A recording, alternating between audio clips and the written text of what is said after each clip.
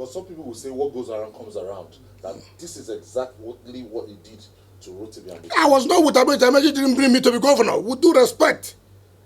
With due respect, I was the one that led Amaechi to... No, it's not true. I was the one that led the work for Amaechi to be governor. With due respect. In 2007, yes. Are you not aware? Are you not aware? Yes.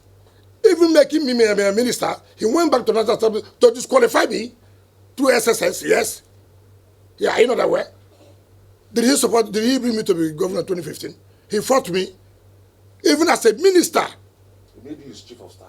Oh my God, what do you mean by that? Who was appointed you as a minister? Oh no. You don't, because the time you don't have the time, so I don't want to tell. But the point I'm making is that, look, I'm comfortable. My brother did not give me minister. He gave me minister of FCT. What am I looking for? But that does not mean I would allow anybody to crumble our political structure. It will not happen.